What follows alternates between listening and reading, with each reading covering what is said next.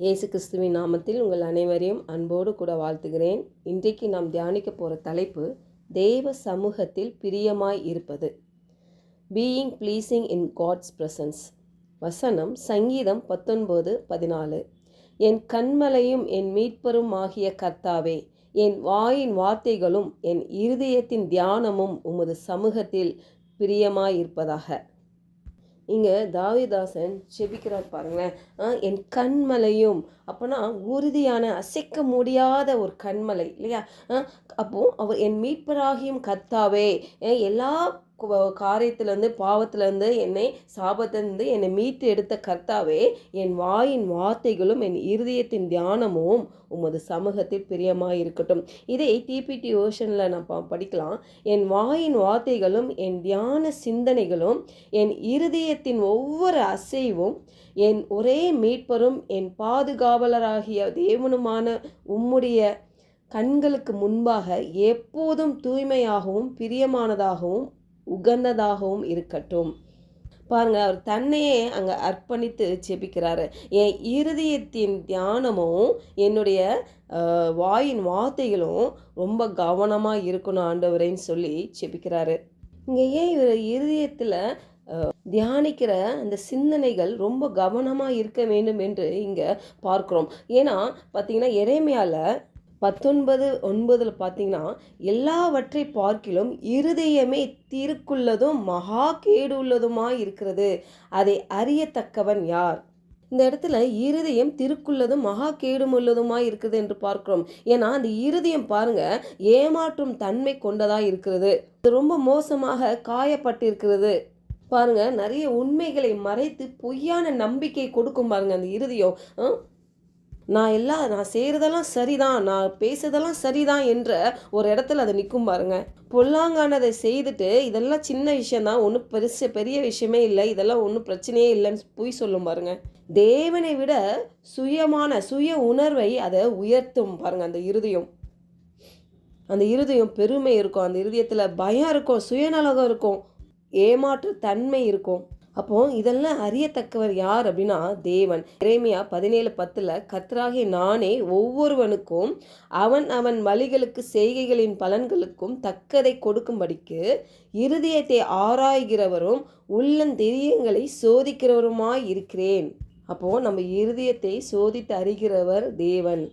அப்போது நம்ம வாயின் வார்த்தைகளும் நம்மளுடைய எண்ணங்களும் தேவனுக்கு பிரியமான அவரை மகிமைப்படுத்தும் வகையில் நம்ம செலுத்த வேண்டும் என்று தேவன் இந்த கால வேளையில் இடைப்பட்டு கொண்டிருக்கிறார். சங்கீதம் 49:3 என் வாய் ஞானத்தை பேசும், என் இருதயம் உணர்வை தியானிக்கும். அதாவது என் வாயிலிருந்து ஞானம் வெளிப்படும், என் இருதயத்தின் சிந்தனைகளிலிருந்து அறிவும் புரிந்து கொள்ளுதலும் நிறைந்த வார்த்தைகள் அது கேட்கப்படும். பாருங்க, இருதயத்தின் நிறைவினால் தான் வாய் பேசுகிறது என்று நாம் பார்க்கிறோம். அப்போ நம்ம இருதயம் எப்படி நிறைந்திருக்குதோ அதுதான் பாருங்க நம்ம வாய் பேசும். அப்போ நம்ம வாயிலிருந்து என்ன வரணுமா? ஞானமான வார்த்தைகள் வெளிப்பட வேண்டும். பாருங்க, அதே தாவீதாசன் சொல்றார் சங்கீதம் 141:3 கர்த்தாவே என் வாய்க்கு காவல் வையும், என் உதடுகளின் வாசலை காத்து கொள்ளும். என் வாய்க்கு காவல் வையும் கர்த்தாவே, நான் தேவலாத பேசாதபடி, அளப்பாதபடி, நான் முறுமுறுக்காதபடி, என் சூழ்நிலையை பார்த்து உலக காரியங்களை நான் விழுந்து போகாதபடி, ஒரு உலகத்தான் மாதிரி நான் போகாதபடி, பேசாதபடி என் வாய்க்கு காவல் வையும். ஆண்டவரே, நீர் என் மேல் ஒரு திட்டம் வைத்திருக்கிறீங்க, என் மேலே ஒரு காரியம் வைத்திருக்கிறீங்கப்பா, அதை நிறைவேறதுக்கு ஆண்டவரே இந்த வாயால் நான் கெடுத்து கொள்ளக்கூடாது. இந்த வாயில் ஞானமான வார்த்தைகள் தான் நான் பேசணும், ஞானமில்லாத வார்த்தைகள் என் வாயில் வரக்கூடாது, என் வாய்க்கு ஒரு காவல் வைங்க என்று சொல்லுகிறார். பாருங்க, அவருக்கு தெரிஞ்சதுக்கு நம்ம பேசுகிற வார்த்தை வாய்க்கும் இருதயத்துக்கும் கனெக்ஷன் இருக்குது. ரெண்டும் கர்த்தருக்கு பிரியமானதாக இருந்துச்சுன்னா பாருங்க, அவருடைய பிரசன்னம் நம்ம மேல் சூழ்ந்து கொள்ளும். அந்த பிரசன்னம் நம்ம மேலே இருந்துச்சுன்னு வச்சுக்கோங்களேன், அவருடைய தயவு, கிருபை, ஈவு, இரக்கம் எல்லாம் நம்மை சூழ்ந்து கொள்ளும்.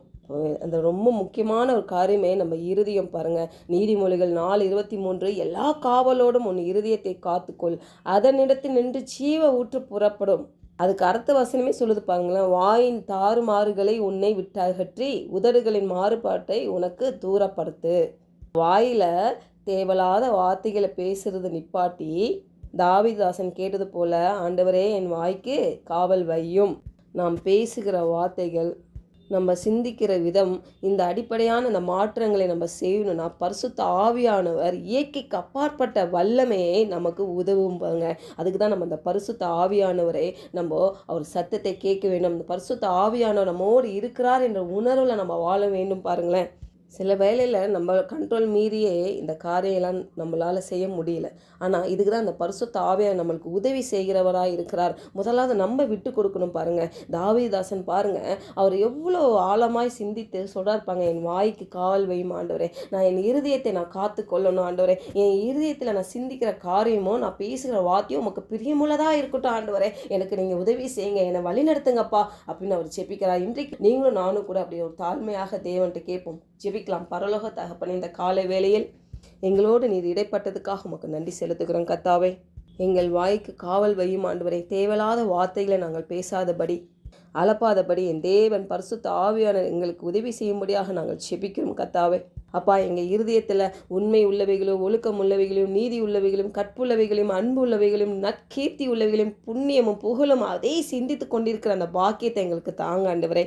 அதுக்கு எதிராக வருகிற எந்த சிந்தனையும் நாங்கள் கிறிஸ்துவுக்குள் சிறைப்படுத்தி கீழ்ப்படுத்தி வாழ பரிசுத்த ஆவியானவர் எங்களை வழி நடத்துங்கப்பா. நாங்கள் கிறிஸ்துவின் சிந்தை உடையவர்களாய் வாழவும் ஆண்டவரை, அதன்படி நடக்கவும், எங்கள் இருதயத்தில் இருக்கிற அழுக்கான காரியங்கள்லாம் நீக்கி உங்கள் ரத்தத்தினால கழுவி எங்களை பரிசுத்தமாக்கும் ஆண்டவரே. உம்முடைய பார்வைக்கு நாங்கள் ஆண்டவரை உண்மை உத்தமமானவர்களாய் பிரியமுள்ளவர்களாய் இருக்க என் தேவன் கிருபை பாராட்டும்படி இயேசுவின் நாமத்தினால் ஜெபிக்கிறோம் நல்ல பிதாவே, ஆமென்.